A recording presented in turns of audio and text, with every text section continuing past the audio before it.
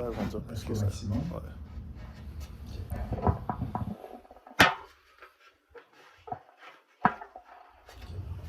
Merci.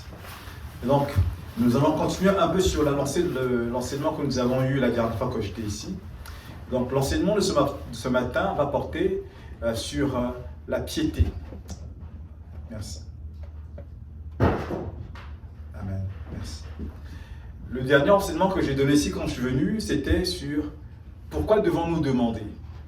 On avait vu lors de cet enseignement que nous demandons parce que c'est un ordre de la part du Seigneur. C'est le Seigneur qui nous a ordonné de lui demander. Amen. Et l'enseignement ce matin va continuer un peu dans le même ordre. Mais ce matin, nous allons parler de la piété. Amen. Parce que la piété, elle est indispensable. Elle est nécessaire. Elle est vitale pour nos vies, dans notre relation avec Dieu. Et c'est ça, souvent, généralement, qu'on oublie d'enseigner aux gens. Quand les gens acceptent Jésus-Christ comme Seigneur et Sauveur, après, qu'est-ce qui se passe? Mais la Bible nous enseigne qu'après, il faut mener une vie de piété. Parce que cette piété-là, elle est vitale dans notre relation avec Dieu. C'est quoi quelque chose de vital? Quelque chose de vital, c'est quelque chose qui est indispensable à la vie. Sans cette chose-là, tu meurs. Amen. Donc, sans la piété, on ne peut être agréable à Dieu. Sans la piété, l'on ne peut marcher avec Dieu. Sans la piété, l'on ne peut être vivant spirituellement. Sans la piété, l'on ne peut grandir spirituellement. Amen. Et donc, cette piété dans la vie du croyant, du chrétien, elle est nécessaire. Alors la question qu'on peut se poser, c'est quoi la piété? Amen. La piété, on peut le définir comme étant l'ensemble des actes qui composent notre vie de chrétien. Amen. On peut encore le dire autrement. C'est la manifestation de notre amour pour le Christ. Amen. L'expression de notre attachement à Dieu. Certains vont vous dire encore c'est la pratique de la religion. Mais moi je rajouterais la pratique de la religion chrétienne. Donc la piété ici, c'est l'ensemble de ces actes que nous posons dans notre vie chrétienne. Et ces actes-là sont indispensables, sont nécessaires, sont vitaux. Amen. Sans la piété, l'on finit par mourir spirituellement. Sans la piété, il n'y a pas de communion avec Dieu. Amen. Et donc la piété, c'est vraiment le zèle de servir Dieu. Le zèle de marcher avec Dieu. L'expression de notre attachement, de notre amour avec Dieu. Donc par la piété, nous montrons à Dieu combien nous l'aimons et combien nous sommes attachés à lui. Amen. Et combien nous prenons plaisir à le servir. Et donc servir Dieu, ce n'est plus un fardeau, mais plutôt un moment de joie, un privilège, une grâce, une bénédiction. Amen. Nous allons faire une première lecture. On va partir dans 1 Timothée, chapitre 4, verset 8. 1 Timothée, chapitre 4, et nous allons lire au verset 8. 1 Timothée, chapitre 4, au verset 8. Le constat que nous faisons aujourd'hui, lorsque nous regardons les chrétiens vivre, y aller, on réalise qu'il n'y a pas de piété. Beaucoup de chrétiens sont morts spirituellement parce qu'il n'y a pas de piété. Parce qu'on ne les enseigne pas la piété, on ne les encourage pas à la piété. Lorsque nous regardons la plupart des enseignements aujourd'hui dans les églises, l'argent, l'argent, l'argent, l'argent, l'argent. Mais l'argent ne donne pas la vie spirituelle. Amen. L'argent n'apporte pas la communion avec Dieu. Amen. L'argent, notre vie chrétienne avec Dieu, notre relation avec Dieu ne dépend pas de l'argent, quand même qu'on apporterait des milliards et des milliards à l'église. Amen. Mais notre vie, notre relation avec Dieu dépend de notre piété. Amen. Première lecture, 1 Timothée, chapitre 4, et nous allons lire au verset 8. 1 Timothée, chapitre 4, au verset 8. Je lis au nom du Seigneur. Exerce-toi à la piété. C'est l'apôtre Paul qui parle à Timothée. Notamment, ces lettres sont qualifiées de lettres pastorales. C'est-à-dire que ce sont les lettres, notamment 1 Timothée, 2 Timothée, et puis 2 autres encore. On les qualifie de lettres pastorales parce que c'est dans ces lettres que l'apôtre Paul donne les directives non seulement à Timothée, mais aussi à Tite, pour montrer comment marcher avec Dieu, comment servir Dieu, comment se conduire dans l'Église. Amen. Et comment se conduire aussi avec d'autres frères et sœurs. Et ici, il insiste, il dit au verset 8, « Exerce-toi à la piété, car l'exercice corporel est utile à peu de choses, tandis que la piété est utile à tout, ayant la promesse de la vie présente et de celle qui est à venir. » Amen. Ici, les mots ont un sens. Il dit ici, exerce-toi à la piété. C'est quoi un exercice? Un exercice, une pratique. Amen. Donc, il dit ici à Timothée, il faut que tu pratiques la piété. Amen. Mais nous allons essayer un peu de remettre le contexte de ce passage à l'époque de l'apôtre Paul. L'apôtre Paul, au moment où il écrit ce passage, cette lettre à Timothée, nous vivons en pleine civilisation romaine. On est au début du 1er siècle. La civilisation romaine, elle est pratiquement, on pourrait dire, à l'apogée ou à la fin de sa civilisation. Et nous constatons une chose, c'est que chaque civilisation, quand elle arrive à son apogée, la plupart du temps, c'est exactement les mêmes choses qui reviennent. Quand on parle d'apogée, c'est-à-dire que la civilisation arrive à son plein développement. Amen. Et souvent, on constate, quand une civilisation arrive à son apogée, ce sont les mêmes choses qui reviennent. Les gens souvent vont être tournés vers la culture, vers les arts, vers la distraction, vers le divertissement, vers le culte de la personne. Amen. Et lorsque nous regardons cette période où l'apôtre Paul adresse cette lettre à Timothée, nous voyons, quand nous regardons souvent les statues de l'époque romaine, les statues des hommes bien faits, des muscles bien saillants, les pectoraux bien dessinés, les tablettes, on voit le culte de la personnalité. Amen. Et donc, lorsque l'apôtre Paul écrit cette lettre à Timothée, et Timothée étant un jeune, et les jeunes de cette époque-là étaient tournés vers cela, vers la distraction, vers les arts, vers la culture, vers le théâtre, vers le culte de la personnalité, la beauté du corps, l'apparence physique. Amen. C'était ça qui était devenu important. Et l'on remarque qu'à chaque civilisation, quand on arrive à son apogée, c'est exactement cela qui revient.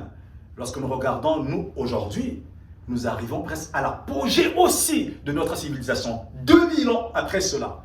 Et on constate que ce sont les mêmes choses qui reviennent. Amen. Aujourd'hui, les gens ont plus de temps. Il y a quelques années, on travaillait 7 jours. Certains travaillaient 7 jours, certains 6 jours. Après, on est arrivé à 40 heures par semaine, donc 7 jours, 5 jours par semaine. De plus en plus maintenant, on travaille 4 jours par semaine. Moi, là où je travaille, nous travaillons 3 jours par semaine. Donc, on a plus de temps. Alors, généralement, quand je dis encore, lorsque une civilisation arrive à son apogée, les gens travaillent de moins en moins, en plus de temps. Alors, les gens vont se tourner vers ce qui peut les distraire. Et aujourd'hui, ça ne change pas. On revient exactement aux mêmes choses. Pourquoi? Parce qu'aujourd'hui, les gens ont beaucoup plus de temps. Alors, ce temps-là, ils le mettent dans les arts, dans la distraction, dans la culture, dans le culte du corps, le culte de la beauté, le culte de l'apparence. Il faut voir dans les salles de gym comment c'est plein. Amen. Parce que les gens veulent avoir des corps bien formés. Parce que l'apparence importe. Ils veulent frapper l'imaginaire. Amen. L'apôtre Paul dit lui à Timothée, l'exercice corporel est utile à peu de choses. Donc il encourage Timothée à quoi? À la piété. Il encourage Timothée, étant un jeune de cette époque-là, à ne pas tomber dans ce piège de la distraction. Amen. Vous savez, aujourd'hui, les gens payent pour qu'on les fasse rire. Aujourd'hui, les humoristes sont devenus des stars, des multimillionnaires. Parce que les gens payent pour aller rire.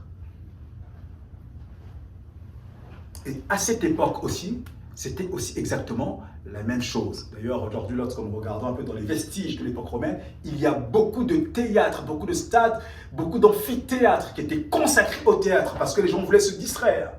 Amen. Les choses n'ont pas changé. Ecclésiaste dit dans le chapitre 1 au verset 9 qu'il n'y a rien de nouveau sous le soleil. C'est exactement les mêmes choses. Mais l'apôtre Paul met en garde, il dit, je relis, exerce-toi à la piété, car l'exercice corporel est utile à peu de choses, tandis que la piété est utile à tout, ayant la promesse de la vie présente et celle qui est à venir. Amen. Lorsque l'apôtre Paul parle de ce sujet-là à Timothée, c'est parce qu'il pressent qu'ils sont arrivés à la fin des temps. Amen. Alors, il veut orienter Timothée sur ce qui est utile, ce qui est nécessaire, ce qui est indispensable, ce qui est la promesse de la vie présente et la promesse de la vie à venir. La promesse de la vie à venir, ici, c'est la vie éternelle. Amen. Donc, il veut orienter Timothée à cela, à l'essentiel, à ne pas se laisser distraire par les choses du monde.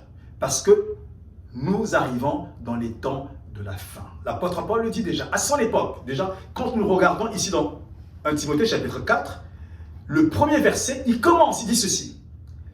Mais l'Esprit dit expressement que les derniers temps, quelques-uns abandonneront la foi pour s'attacher à des esprits séducteurs et à des doctrines de démons, par l'hypocrisie de faux docteurs, portant la marque de la flétrissure dans leur propre conscience, prescrivant de ne pas se marier et de s'abstenir d'aliments que Dieu a créés pour qu'ils soient pris avec action de grâce par ceux qui sont fidèles et qui ont connu la vérité.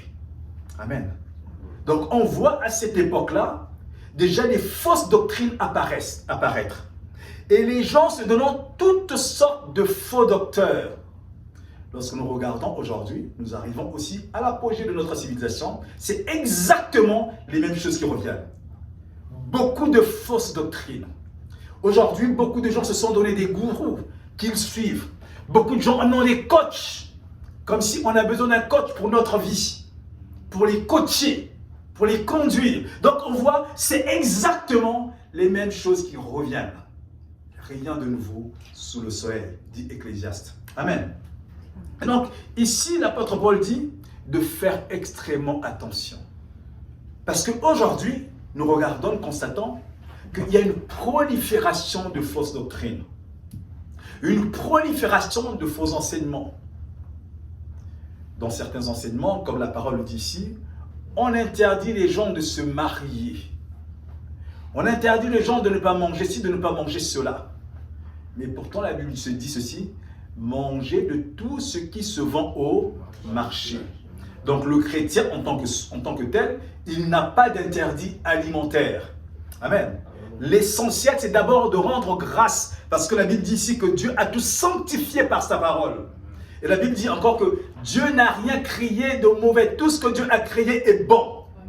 Donc il n'y a rien à rejeter, dit la parole de Dieu. Amen. Donc, l'apôtre Paul met en garde Timothée à toutes ces choses. Et nous aussi, aujourd'hui, la parole de Dieu nous met en garde à tout cela. Déjà à leur époque, l'apôtre Paul dit qu'ils sont déjà dans les temps de la fin. Beaucoup pensent que les temps de la fin, c'est un moment figé. Mais les temps de la fin, ce n'est pas un moment figé, c'est un moment qui court, qui a commencé à cette époque-là et qui court jusqu'à aujourd'hui. Donc nous pouvons dire que nous sommes avancés déjà près de 2000 ans dans les temps de la fin. Amen. Nous allons faire une deuxième lecture. On va partir dans 1 Corinthiens chapitre 10, verset 10, pour étayer ce que je dis. 1 Corinthiens chapitre 10 au verset 10. 1 Corinthiens chapitre 10. 1 Corinthiens chapitre 10.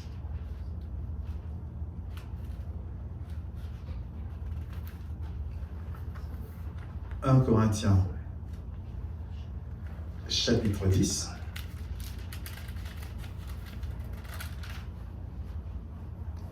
Verset 10.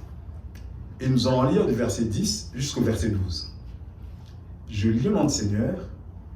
Ne murmurez point, comme murmurèrent quelques-uns d'eux, qui périrent par l'exterminateur. ces choses leur sont arrivées pour servir l'exemple, et elles ont été écrites pour notre instruction, à nous qui sommes parvenus à la fin des siècles. Amen. Ainsi donc, que celui qui croit être debout prenne garde de tomber. Amen. Donc on voit ici l'apôtre Paul dire aux Corinthiens, nous sommes parvenus à la fin des siècles. Amen. Or, nous savons qu'un siècle, c'est quoi? C'est 100 ans. Mais ici, siècle au pluriel. Amen. Donc, on peut l'interpréter d'une autre façon. Nous sommes parvenus à la fin des temps. Amen. Donc, déjà à leur époque, l'apôtre Paul dit qu'ils sont à la fin des temps. Alors, imaginez-nous 2000 ans après. Donc, nous sommes encore plus proches. Amen. Donc, ce n'est pas le moment ni le temps des distractions. Ce n'est pas le moment ni le temps de s'éloigner. Dieu dit ici que celui qui pense être debout prenne garde à ne pas tomber. En d'autres termes, si tu es vivant spirituellement, prends garde à ne pas mourir spirituellement. Si tu mènes une vie de sanctification et de piété, prends garde à ne pas tomber dans le péché. Car nous sommes à la fin des temps. Et comme nous sommes à la fin des temps, Dieu peut paraître à n'importe quel moment. Et dans certains versets, il est dit qu'il est déjà à la porte. Amen. Qu'il est déjà à la porte. Alors, donc Dieu nous rappelle ici, ce n'est pas le moment des distractions, mais c'est le moment au contraire de se rapprocher davantage de Dieu, de rechercher davantage la face de Dieu, de mener une vie de piété. Amen. Tout à l'heure, je disais que la piété, en définissant la piété, que c'est l'expression de notre amour, de notre attachement à l'égard de Dieu. Ou encore, c'est l'ensemble des actes qui composent ou qui constituent notre vie chrétienne. Amen. Alors, c'est quoi le premier acte de la piété? Amen. On va faire une lecture. On va partir dans Luc, chapitre 11. On va lire le premier verset. Nous allons voir le premier acte de la piété qui compose la vie du chrétien. Le premier acte qui compose la vie du chrétien dans sa relation avec Dieu. On va les lire dans l'évangile de Luc. La réponse à notre dans l'évangile de Luc, chapitre 11, au verset 1. L'évangile de Luc, chapitre 11, au verset 1. Cet enseignement sur la piété va durer des semaines, voire des mois.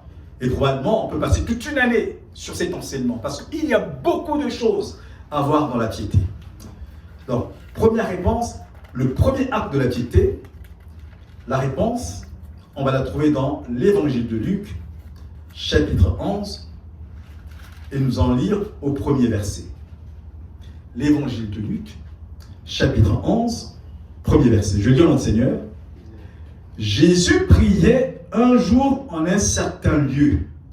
Lorsqu'il eut achevé, un de ses disciples lui dit, « Seigneur, enseigne-nous à prier comme Jean l'a enseigné à ses disciples. » Amen.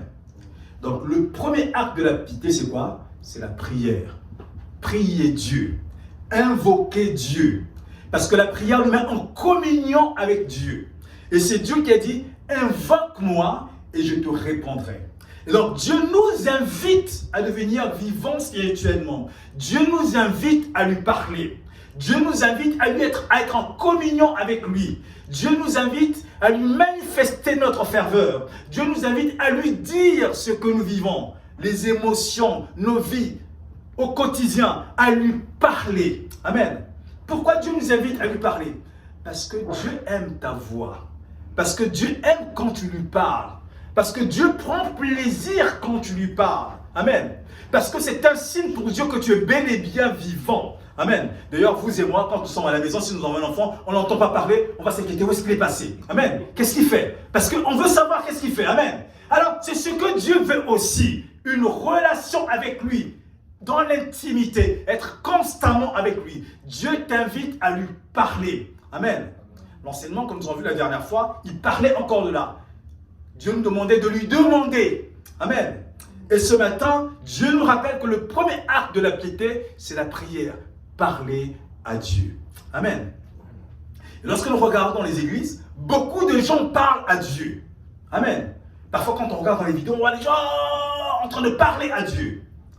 Mais est-ce que c'est la bonne façon de parler à Dieu? Est-ce qu'il y a une manière de parler à Dieu? Parce qu'ailleurs, il nous est dit que dans l'épître de Jacques, nous prions, nous ne recevons pas parce que nous prions mal. Amen. Donc ça veut dire que beaucoup de gens invoquent Dieu, ne reçoivent pas la réponse de Dieu, ne sont pas exaucés par Dieu parce qu'ils demandent mal, parce qu'ils prient mal. Amen. Et si Dieu dit que nous prions mal, ça veut dire qu'il y a une façon de s'adresser à Dieu. On ne peut pas s'adresser à Dieu n'importe comment. Souvent, nous oublions que Dieu est tout puissant. Amen. Il est le maître des esprits, le juge des vivants et des morts. Il est saint de gloire, il est saint d'autorité et de sainteté. La Bible nous dit même les êtres qui se tiennent dans sa présence ôtent leur couronne de leur tête et la jettent aux pieds de Dieu pour démontrer que seul Dieu est digne de gloire. Amen. Et donc, on ne peut pas s'adresser à Dieu n'importe comment. D'ailleurs, nous ici, quand tu vas rencontrer une autorité ou quand tu te présentes devant le roi, devant la reine, la première des choses que l'on fait devant le roi et la reine, c'est quoi? C'est une révérence. Amen. Pour montrer que lui, il est élevé, qu'il est roi, que c'est une autorité qui est au-dessus de toi et que tu lui dois du respect, l'obéissance, la soumission. Donc tu te soumets à son autorité. Amen. Alors, imaginez ça, c'est un humain, à plus forte raison, qui est un Dieu de gloire. Amen. Donc, il y a une façon de s'adresser à Dieu. Et beaucoup de chrétiens parlent à Dieu, prient Dieu, invoquent Dieu, ne reçoivent pas des réponses de la part de Dieu, parce que la Bible nous dit ici, ils prient, mais ils prient mal. Donc, il y a une façon de s'adresser à Dieu. Il y a une façon de lui parler. Il y a une façon de rentrer dans sa présence. On ne rentre pas dans la présence de Dieu n'importe comment. Amen. Il y a un protocole à suivre. Lorsque nous partons rencontrer, je ne sais pas, le Premier ministre, ou le ministre, ou le député, il va avoir un protocole à suivre. Amen. Pour rencontrer, pour avoir accès au Premier ministre, ou pour avoir accès au président, pour avoir accès au roi. Il va avoir un protocole qu'il faut respecter. Eh bien, Dieu, c'est exactement la même chose. Il y a un protocole à suivre et à respecter quand on s'adresse à Dieu. On ne s'adresse pas à Dieu n'importe comment. Oui, Dieu a dit, invoque-moi et je te répondrai. Mais Dieu a prévu une façon de s'adresser à lui. Amen. Alors, quelle est cette façon de s'adresser à Dieu? Amen. Comment devons-nous nous adresser à Dieu? Dieu nous donne la réponse. On va partir dans Matthieu chapitre 6 et on va lire, on va voir comment faut-il s'adresser à Dieu. Ici, nous venons de lire dans l'évangile de Luc, chapitre 11, verset 1, je le relis. Jésus priait en un certain lieu. Lorsqu'il eut achevé, un de ses disciples lui dit, « Seigneur, enseigne-nous à prier comme Jean l'a enseigné à ses disciples. » Amen. Donc on voit ici, beaucoup de chrétiens demandent à Dieu, ne reçoivent pas, parce qu'on ne leur enseigne pas comment prier. Amen. Il y a une façon de prier pour que Dieu nous exauce, pour que Dieu nous laisse accéder à son être.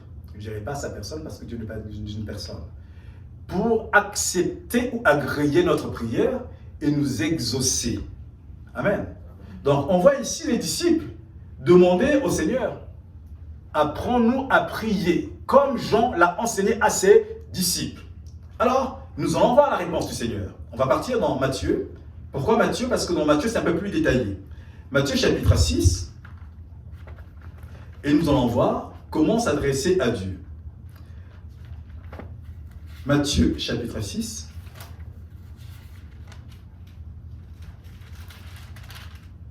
Mais avant que nous puissions aborder, avant que le Seigneur lui-même puisse vraiment rentrer dans le vif du sujet, il y a des préalables qu'il met.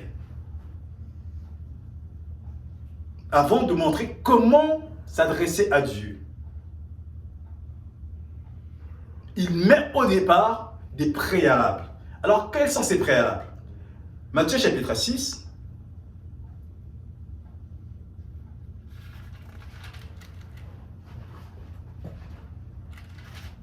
Et nous allons le prendre à partir du verset 5. Il dit ceci. Matthieu chapitre 6, verset 5. Donc, le verset 5 jusqu'au verset 7, ça va être des préalables. Et ensuite, nous allons rentrer dans le vif du sujet lui-même. Comment prier à partir du verset 9. Donc je lis à partir du verset 5. Lorsque vous priez, ne soyez pas comme les hypocrites, qui aiment à prier debout dans les synagogues et au coin des rues, pour être vus des hommes. Je vous le dis en vérité, ils reçoivent leur récompense. Mais quand tu pries, entre dans ta chambre, ferme ta porte et prie ton Père qui est là, dans le lieu secret, et ton Père qui voit dans le secret te le rendra. Verset 7. En priant, ne multipliez pas de vaines paroles, comme les païens qui s'imaginent qu'à force de paroles, ils seront exaucés. Ne leur ressemblez pas, car votre Père sait de quoi vous avez besoin, avant que vous le lui demandiez. Donc on voit ici, Dieu donne des préalables, les dispositions dans lesquelles nous devons être quand nous nous adressons à lui. Il dit ici de ne pas être dans l'hypocrisie. Il dit ici, quand tu veux prier, ne pas ressembler aux païens. Beaucoup de paroles, mais des paroles vaines. Ça ne veut pas dire qu'on ne peut pas parler à Dieu longuement. On peut parler à Dieu beaucoup même. On peut parler à Dieu même du soir jusqu'au matin. L'essentiel, que tes paroles ont un sens. Car s'il est dit, ne pas dire des paroles vaines. Vaine ici c'est quoi?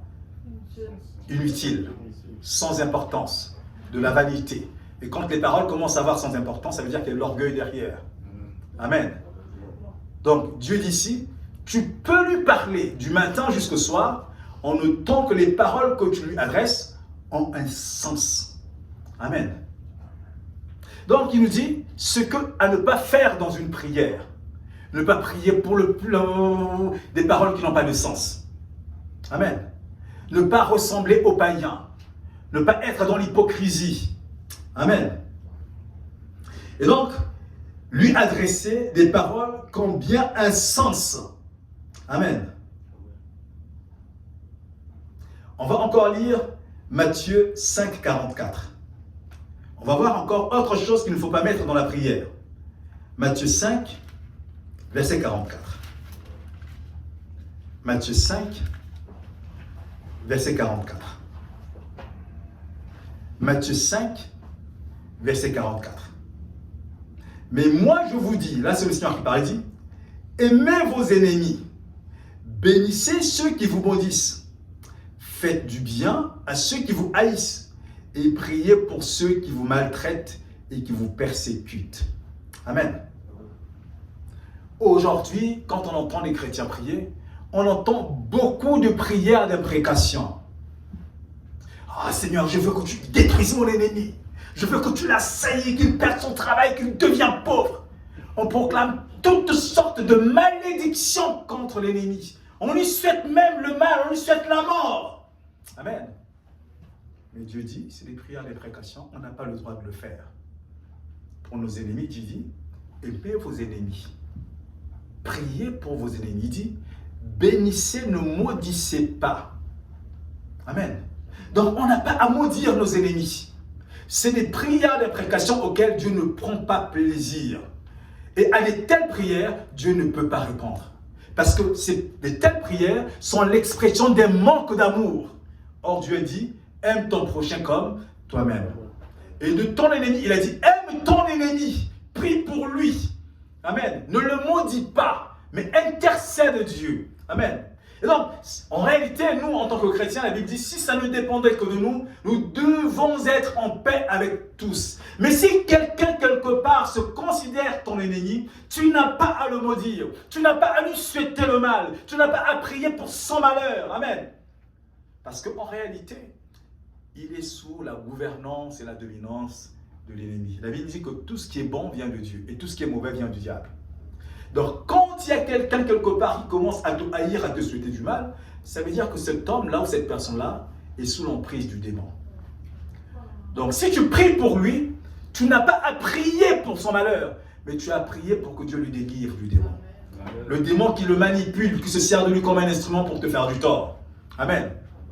Et un jour, je priais, je disais, mais Seigneur, ça ne se peut pas. Plus je me consacre à toi, plus je suis attaqué, qu'est-ce qui se passe? Et là, finalement, j'étais découragé. Et Dieu m'a dit, mais quand quelqu'un te fait du tort, quand je perds, parce que la Bible dit ceci que Satan ne peut pas nous éprouver si Dieu ne le permet pas. Amen. Amen. Donc si Dieu le permet, c'est parce qu'il y a un objectif devant que Dieu est en train de viser. La Bible dit que toutes choses concourent au bien de ceux qui aiment Dieu, de ceux qui sont appelés selon son dessein. Amen. Et là, le Saint-Esprit me dit, quand je permets à quelqu'un de t'éprouver, c'est pour que tu réalises que cette personne-là est sous l'emprise du démon, que tu pries pour lui pour que je le délivre. Parce que le démon se sert de la personne comme un instrument pour te faire du tort. Or, si la personne ne t'avait pas fait du tort, aurais-tu savoir qu'il y avait le démon dans son cœur? Non. Et cet homme-là, cette personne-là, aurait vécu avec son démon à tous les jours de sa vie. Et quand quelqu'un est habité par un démon, il est oppressé. Amen. Parce qu'il y a un corps étranger en lui qui est là pour le détruire. Donc, il vit l'oppression. Tu peux le voir heureux, mais en réalité, derrière, il y a des choses qu'il vit qui sont cachées, qui l'oppressent. Alors oui, Dieu permet pour que cette personne-là te fasse du tort, pour que tu réalises qu'en lui, il y a un esprit mauvais. Donc, si tu pries pour lui, ce n'est pas pour que tu le voies de lui. Amen. Et que tu dis, Seigneur, détruis mon ennemi. Non. Lui, il n'est pas ton ennemi. C'est le démon qui est en lui qui est ton ennemi. Amen. Donc, c'est pour ce démon-là que tu dois prier, pour que Dieu le délivre de ce démon. Et qu'il ne soit plus un instrument entre les mains de ce démon pour détruire les gens. La Bible nous dit que la volonté de Dieu, c'est que tous soient sauvés. C'est ça que Dieu veut. Si vous et moi nous sommes ici, c'est parce qu'un jour, quelque part, il y a des gens qui ont prié pour nous. Et Dieu les a exaucés et il nous a ramenés à la conversion. Et quand quelqu'un nous fait du tort, intercède pour lui. Pas pour que Dieu le détruise, c'est parce qu'il est devenu ton ennemi, non. Pour que Dieu le délivre de l'esprit qu'il habite et qu'il le pousse à te faire du tort. Pour que lui aussi se convertisse. Car c'est pour cela que le Christ est venu. Amen. Vous savez, nous vivons un temps où il y a les forces du mal contre les forces du bien. Amen.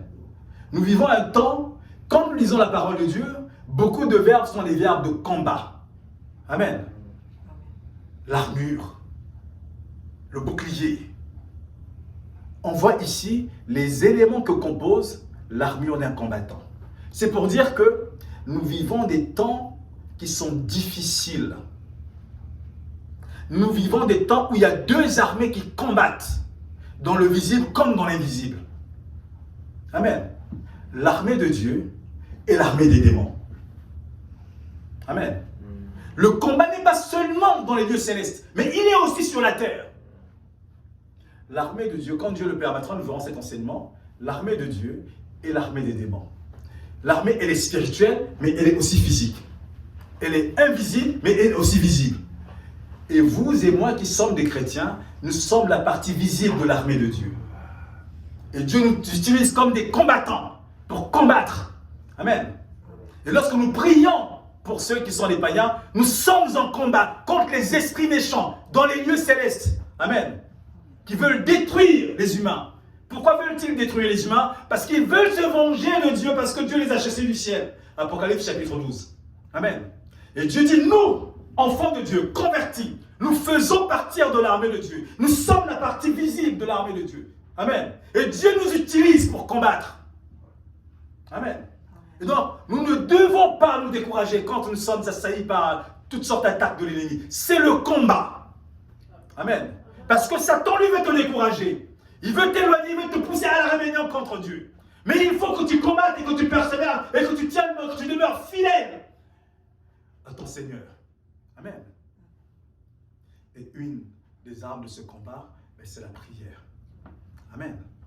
Et donc, Dieu nous dit ici qu'il y a des préalables pour parler à Dieu. Nous avons fait quelques lectures pour voir ces préalables. Et donc, on était parti dans Matthieu chapitre 5 au verset 44. Nous l'avons lu, je pense. Matthieu chapitre 5, verset 44, je vais le relire. Mais moi, je vous dis, aimez vos ennemis, bénissez ceux qui vous maudissent, faites du bien à ceux qui vous haïssent, et priez pour ceux qui vous maltraitent et qui vous persécutent. Et donc, j'étais en train de dire que nous, aujourd'hui, nous ne pouvons plus faire des prières d'imprécation. à l'époque, dans l'Ancien Testament, cela était justifié. Parce que lorsque nous regardons les psaumes, beaucoup de psaumes sont des prières d'imprécation, où l'on demande qu'on détruise l'ennemi, qu'on fasse ceci ou cela à l'ennemi. Mais dans l'Ancienne Alliance, cela était tout à fait justifié. Parce que c'était l'époque de la loi du talion. Dent pour dent, œil pour œil. On avait le droit de rendre le mal. Amen. Et donc ces prières d'imprécation se justifiaient. Sauf que, il y a une chose souvent qu'on oublie, nous avons changé d'alliance. Dieu a changé de loi. Nous sommes passés de l'ancienne alliance à la nouvelle alliance. Et donc il y a beaucoup de lois qui ont changé. Et dans la nouvelle alliance, Dieu a dit, tu ne rendras pas le mal par le mal. Amen. Et donc la loi du talion vient de tomber. Elle n'est plus en vigueur. Parce qu'elle a été remplacée par rendre le mal par le bien. Surmonter le mal par le bien. Aimer ton prochain comme toi-même. Amen. Prier pour ton ennemi et non maudire. Amen. Donc, on n'a plus le droit de faire des prières d'imprécation parce que nous avons changé de loi, parce que Dieu a changé de loi, parce que Dieu a changé d'alliance. Nous sommes, nous, dans la nouvelle alliance. Et dans la nouvelle alliance, nous n'avons pas le droit de rendre le mal par le mal. Et donc, nous n'avons pas le droit de faire des prières d'imprécation. Or, on voit souvent des chrétiens qui prient beaucoup avec les psaumes. Oui, c'est une bonne chose de prier avec les psaumes. Mais faire attention, ne pas aller dans les prières d'imprécation que l'on adresse à Dieu contre un humain. Amen. Nos ennemis, ce sont les démons.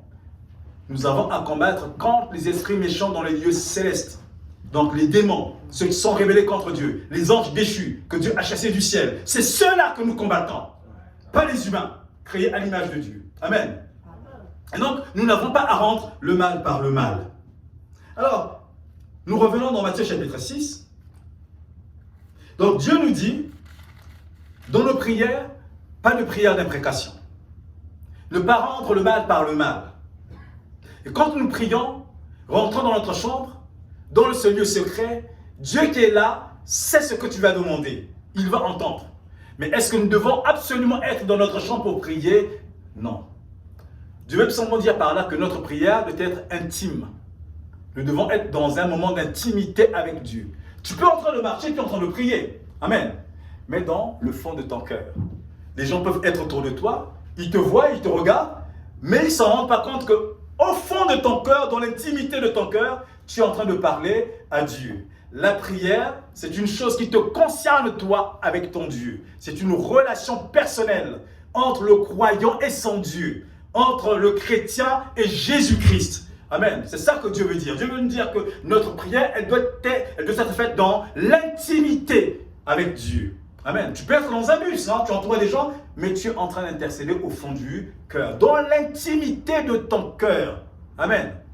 Et donc, Dieu nous rappelle ici, il nous dit, il y a des choses que nous n'avons pas le droit de faire. Il y a des dispositions dans lesquelles nous devons être quand nous nous adressons à Dieu. Pas de paroles, une prolifération de paroles vaines, hein, une multiplication de paroles vaines, mais des paroles qui ont un sens. Amen. Et au verset 9, il dit ceci. Alors là, il dit ceci. Voici donc comment vous devez prier. Amen. Voici donc comment vous devez prier. Ici, il y a le verbe devoir, l'obligation. Amen. Il dit ici, notre Père qui est aux cieux, que ton nom soit sanctifié, que ton règne vienne, que ta volonté soit faite sur la terre comme au ciel. Donne-nous aujourd'hui notre pain quotidien. Pardonne-nous nos offenses, comme nous aussi nous pardonnons à ceux qui nous ont offensés. Ne nous induis pas en tentation, mais délivre-nous du malin, car c'est à toi qu'appartiennent dans tous les siècles le règne, la puissance et la gloire. Amen. Amen. Donc, lorsque nous regardons cette prière, nous constatons deux choses. Nous constatons la structure de la prière et le contenu de la prière. Amen. Donc, ça veut dire que lorsque nous prions, lorsque nous parlons à Dieu, notre prière doit être structurée d'une certaine façon. Amen. Et elle doit avoir un certain contenu. Lorsque nous regardons d'abord la structure de cette prière, on voit ici, elle commence par quoi? Elle commence par « Notre Père qui es aux cieux, que ton nom soit sanctifié, que ton règne vienne, que ta volonté soit faite sur la terre comme au ciel. On va s'arrêter là. Donc on voit ici, Dieu commençait sa prière d'abord par donner gloire à Dieu. Amen. Donc lorsque vous et moi nous prions, lorsque nous nous adressons à Dieu, tu ne peux pas arriver dans la présence de Dieu et commencer à dire « Seigneur, donne-moi ceci, Seigneur, fais ça sur moi, fais ça pour moi. » Dieu n'est pas un boy. Amen. Il est tout puissant, il est le Dieu de gloire. Dieu veut que tu lui donnes d'abord gloire. Que tu reconnaisses d'abord qu'il est un Dieu saint de gloire et digne de gloire. Et c'est pour cela qu'il nous a créés, pour lui donner gloire. Amen. Les anges qui se tiennent dans la présence de Dieu donnent gloire à Dieu constamment. Saint, Saint, Saint et l'Éternel des armées. Amen. Voilà ce qu'il répète dans la présence de Dieu. Et donc Dieu nous rappelle que quand tu t'adresses à Dieu, quand tu rentres dans sa présence, parce que lorsque nous prions, nous rentrons dans la présence de Dieu. Nous rentrons dans les parvis de Dieu. Dieu dit, il faut d'abord que tu lui donnes gloire. Amen. Dans ta prière, avant de commencer à présenter tes doléances, avant de commencer de lui demander quoi que ce soit, avant de commencer à dire quoi que ce soit, donne-lui d'abord gloire. Amen. Jésus ici commence d'abord par donner gloire à Dieu. Donc quand tu commences ta prière, la première des choses, c'est donner gloire à Dieu. Seigneur, je t'exalte. Je te magnifie, je te bénis. À toi la louange, l'adoration, l'élévation, les honneurs, les hommages, les actions de grâce. Tu es saint, la terre est ton marchepied, le ciel est ton trône. Reçois l'adoration, la louange, l'autorité, la domination, que tes ennemis soient ton marchepied, que ton règne soit un règne éternel, sois loué, loué au plus haut des cieux. Gloire à Jésus, gloire au roi des rois, au tout-puissant. Amen. Tu commences d'abord à lui donner gloire. Amen. Alors là, oui, Dieu va commencer à prendre plaisir à ta prière parce que tu reconnais d'abord son autorité. Tu reconnais d'abord qu'il est un Dieu de gloire. Tu reconnais d'abord qu'il a créé toutes choses. Amen. Qu'il est au commencement de toutes choses. Qu'il est au-dessus de toutes choses. Que seul lui est Dieu et seul lui est digne de gloire. Amen. C'est quand tu as fini de lui donner gloire, alors en ce moment-là, tu peux commencer. C'est comme quand, je disais tantôt en prière en bulle au début, quand tu te présentes devant le roi, la reine, la première des choses avant d'ouvrir ta bouche devant la reine, c'est de faire la révérence. Parce que par la révérence, tu reconnais l'autorité de la reine ou du roi, tu reconnais son élévation. Amen. Donc, première partie de notre prière, elle doit être consacrée à donner gloire à Dieu. Amen. Deuxième partie, là nous partons au verset 11. Donne-nous aujourd'hui notre pain quotidien. Amen. Donc, une fois que tu as fini de donner gloire à Dieu, là, tu peux commencer à présenter tes doléances. Seigneur, j'aimerais que tu fasses ci pour moi. Seigneur, j'ai besoin de ça. Ou Seigneur, j'ai tel problème, telle situation. Ou interviens pour moi, pour ceci ou pour cela.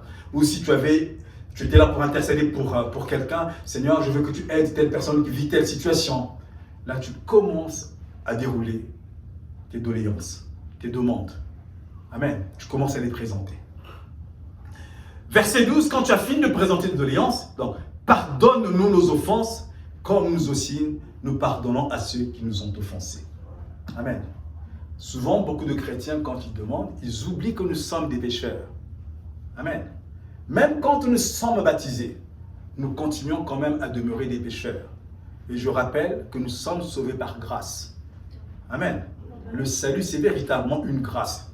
La Bible dit clairement, nul ne peut être sauvé par les œuvres. C'est impossible. Parce que tous ont péché et sont privés de la gloire de Dieu. Amen. Mais la bonne nouvelle, c'est qu'ils sont gratuitement justifiés par le moyen de la rédemption en Jésus-Christ. Amen. Et beaucoup de chrétiens, je le constate souvent quand ils prient, dès qu'ils arrivent, Seigneur fais ceci, Seigneur fais cela, Seigneur, quand ils ont fini, au nom de Jésus, Amen. Mais Dieu dit, ici il me rappelle, il faut que tu demandes pardon pour tes péchés. Quand tu t'adresses à Dieu, dans ta prière, il faut qu'il y ait un contenu, une partie où tu reconnais que tu es pécheur et que tu demandes pardon à Dieu. Parce que nous péchons à tout. Parfois on pêche volontairement, parfois on pêche aussi par omission. Et le péché, ce n'est pas seulement l'acte. La pensée, la parole, l'acte. Donc nous pouvons pécher de trois manières. Par la pensée, par la parole et par les actes. Amen.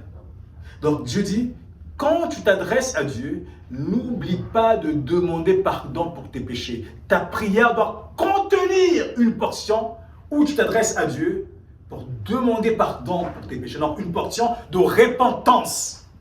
Amen. Quelle que soit la prière que tu vas faire à Dieu, quand tu as fini de lui donner gloire, quand tu as fini de demander, il faut que tu demandes pardon à Dieu pour tes péchés. Amen. Parce que tu reconnais que tu es pécheur. Et tu reconnais par là que tu as besoin de Jésus pour être sauvé. Et que c'est par grâce que Jésus t'a sauvé.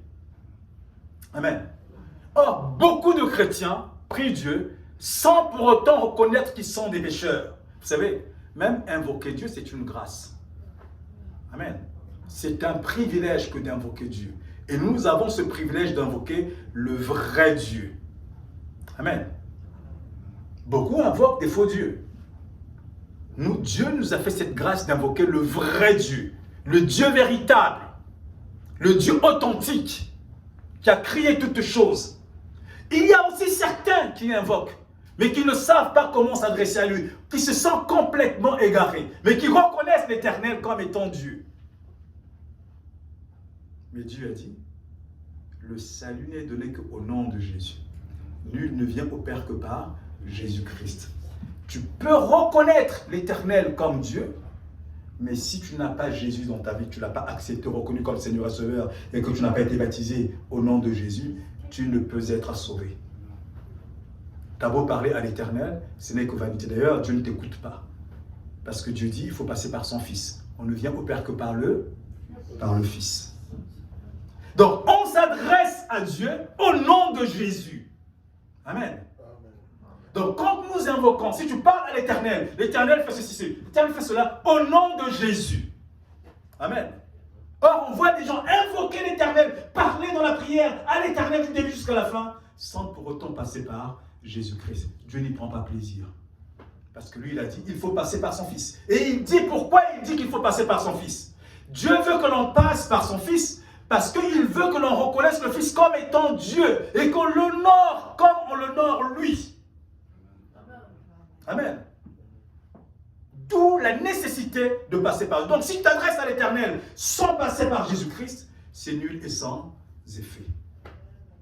Il faut invoquer l'Éternel au nom de Jésus. Seigneur l'Éternel, je t'invoque au nom de Jésus. Même quand nous invoquons le Saint-Esprit, il faut invoquer le Saint-Esprit au nom de Jésus-Christ. Parce que c'est l'Esprit de Jésus.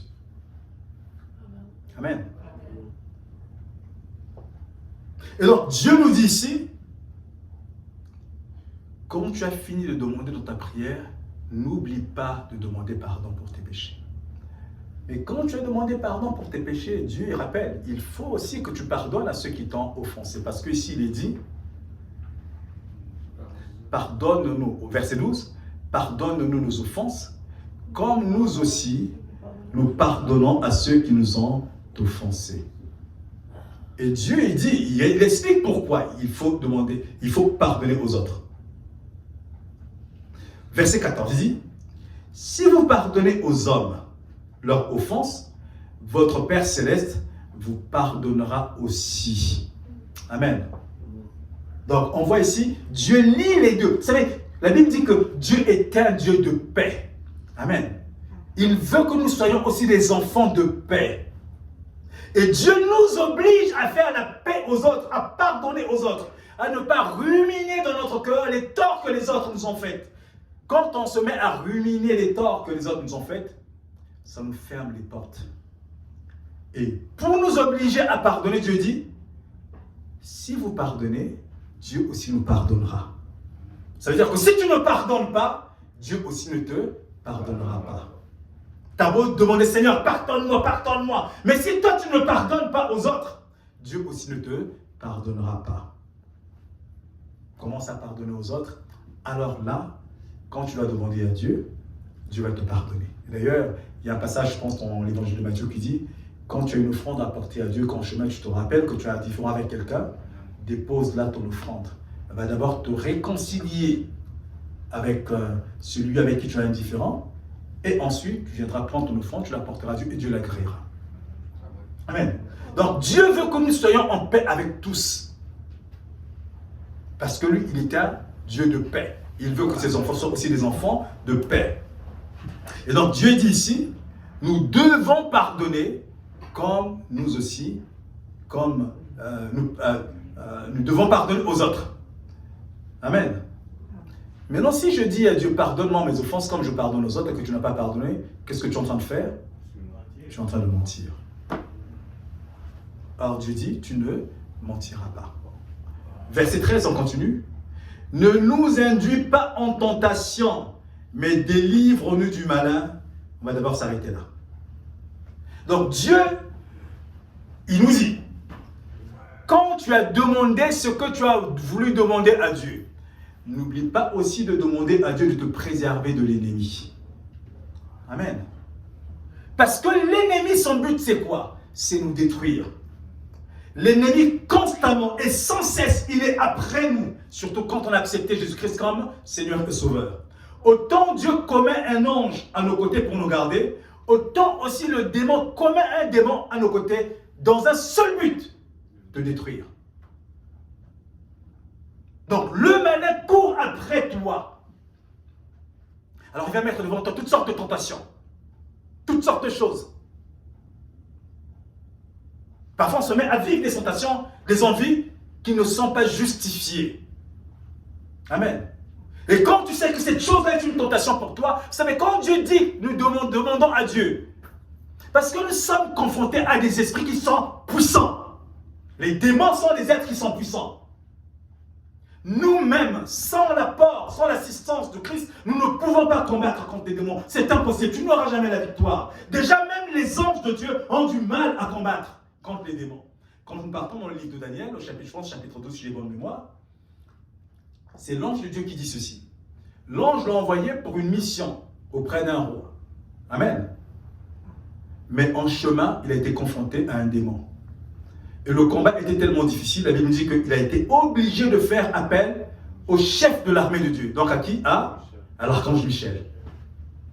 Donc c'est dire que les démons ont gardé une partie de leur puissance. Et parfois même les anges de Dieu ont du mal à combattre. Un jour je dormais et Dieu me donne une vision. C'est un démon qui se battait avec un ange. Le démon, debout sur la terre, il donnait des coups à l'ange. Et l'ange de Dieu suspendu dans l'air donnait aussi des coups au démon. Et les coups, vous savez, quand tu vas au cinéma, hein, dans les salles de cinéma, quand ça parle, vous savez le son que ça fait, ben, les coups qu'il se donnait résonnaient ainsi. Donc des coups puissants. Donc le combat était acharné. L'ange, suspendu en l'air comme ça, en train de donner des coups au démon. Et le démon, debout sur la terre, en train aussi de rendre des coups à l'ange. Donc de nous-mêmes, il nous est impossible d'avoir la victoire sans le Christ. C'est impossible. C'est pourquoi Dieu dit de lui demander de nous préserver de l'ennemi. Le combat contre les démons, nous ne pouvons le gagner qu'avec Jésus-Christ. Parce que le seul être devant lequel les démons peuvent se soumettre, c'est Jésus. Amen. La Bible dit qu'au nom de Jésus, tout genou fléchira dans les cieux, sur la terre, sous la terre, et toute bouche confesse que Jésus-Christ est Seigneur à la gloire de Dieu le Père. Donc même les démons, fussent-ils des ennemis de Dieu, quand Dieu parle, il se soumet. Amen. Donc si tu n'as pas Jésus dans ta vie, tu ne peux pas avoir la victoire, c'est impossible.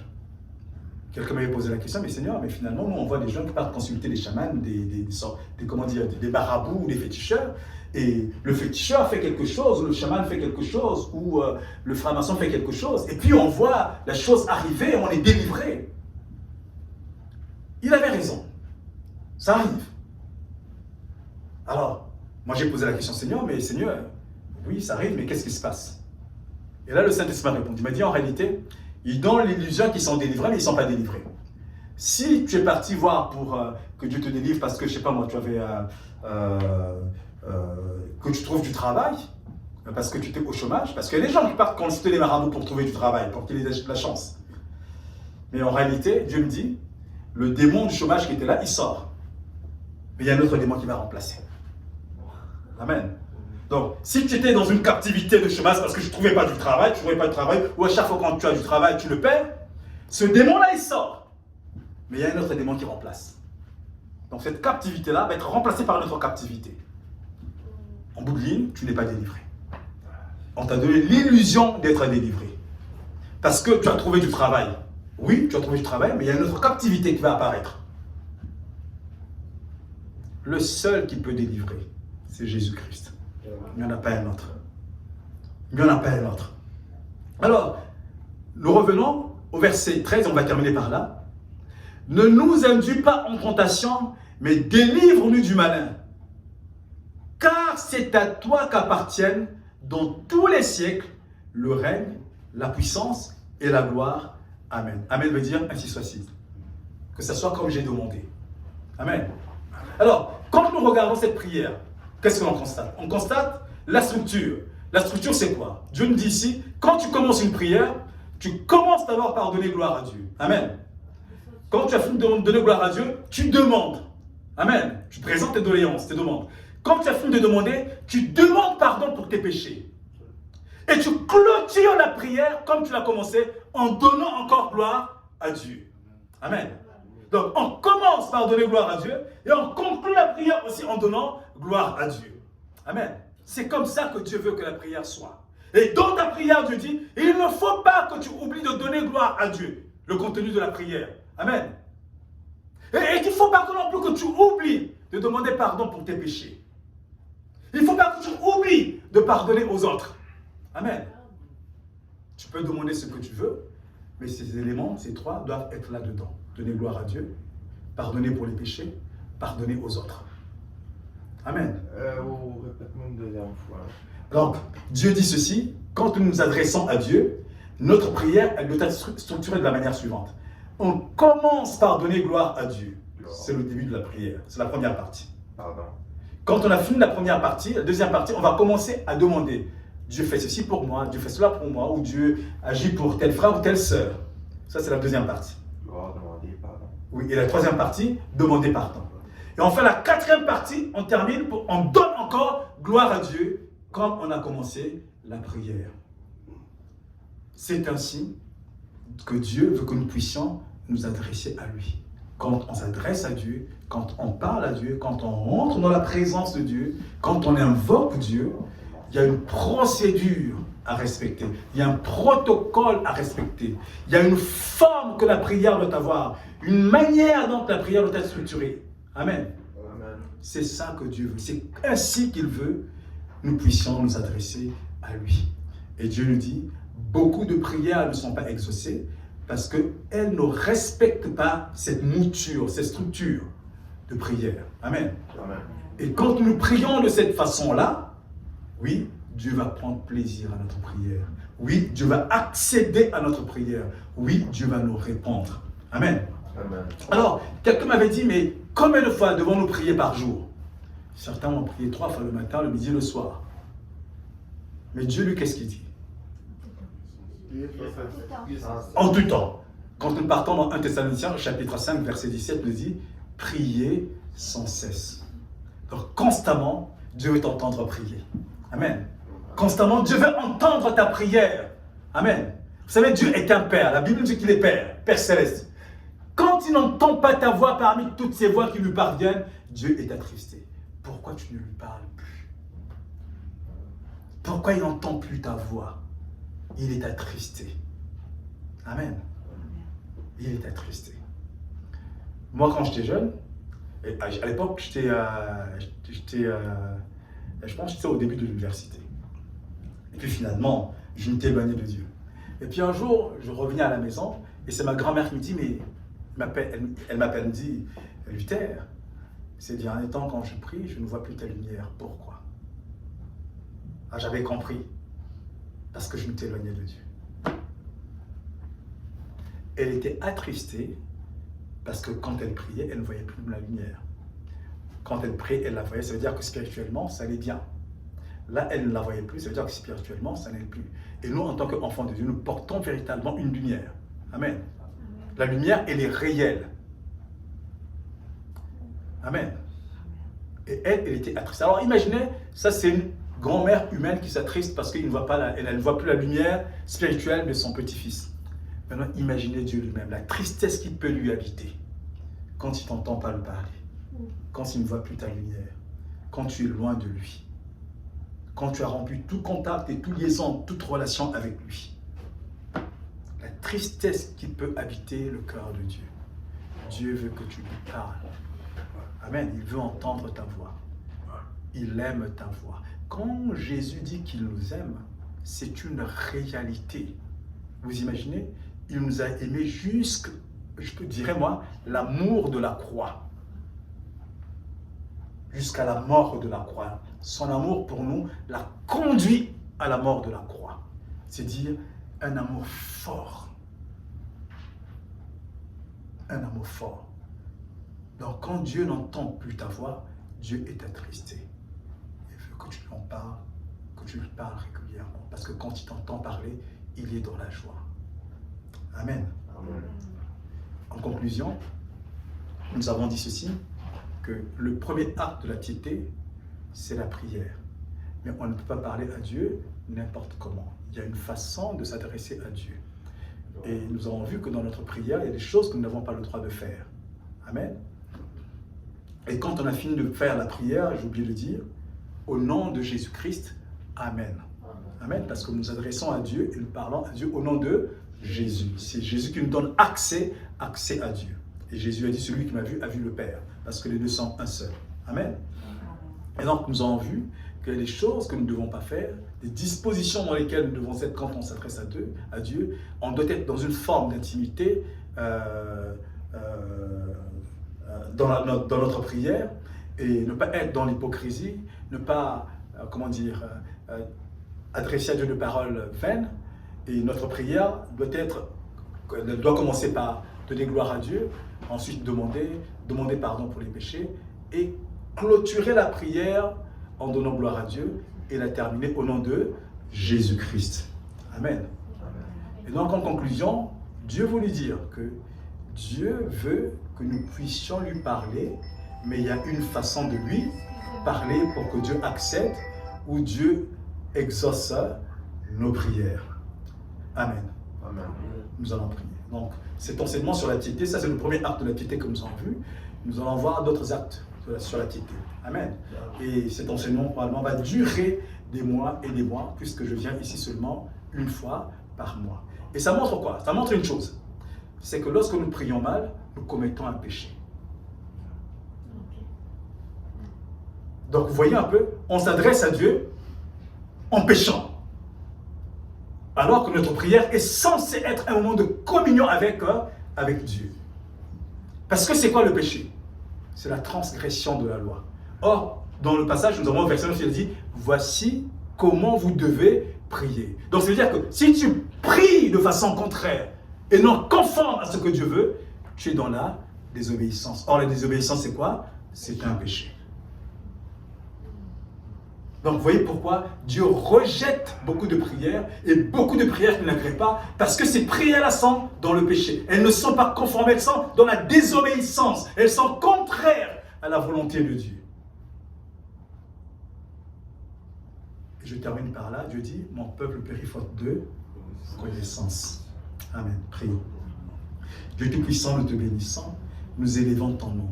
Nous t'adorons, nous te donnons gloire, nous t'exaltons, nous te magnifions, nous célébrons ton nom. À toi la louange, l'adoration, l'autorité, le règne, la justice et la gloire. Sois magnifié au plus haut des cieux, sois exalté, sanctifié, Dieu Tout-Puissant. Tu es Seigneur des seigneurs et Roi des rois, Dieu Tout-Puissant, miséricordieux, compatissant, riche en bonté et en fidélité. Nul n'est comparable à toi, Seigneur. La terre est ton marchepied, le ciel ton trône. Tu es le maître des esprits, le juge des vivants et des morts. Tu ordonnes et la chose arrive. Tu vois dans l'obscurité comme on voit dans le jour. Heureux ceux qui espèrent en toi, car ils trouvent en toi ce dont ils ont besoin. Et ceux qui sont entre tes mains, personne ne peut te les ravir, parce que tu es tout puissant. Tes ennemis sont ton marchepied. Au nom de Jésus-Christ, tout genou fléchit, dans les cieux, sur la terre et sous la terre. Et toute bouche confesse que Jésus-Christ est Seigneur, à la gloire de Dieu le Père. Oui, notre Dieu, notre Roi, soit adoré ce matin.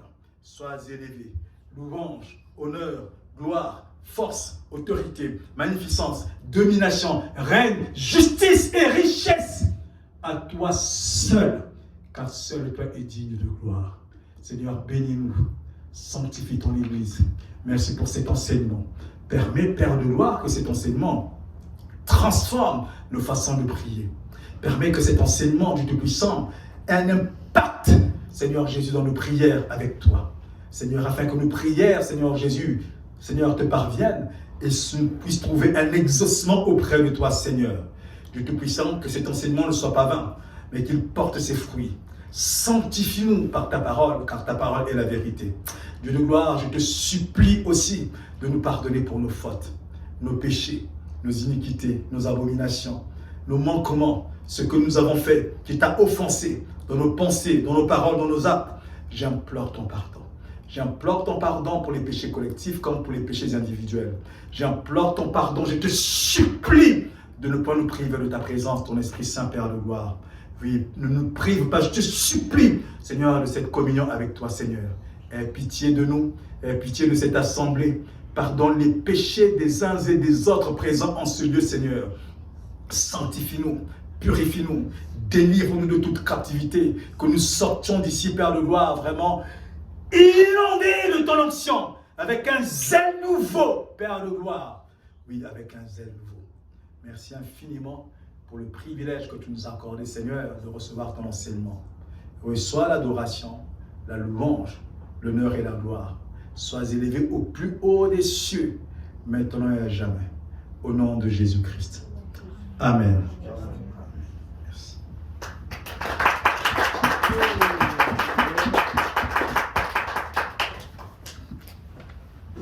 Il y a un chant qui dit ceci.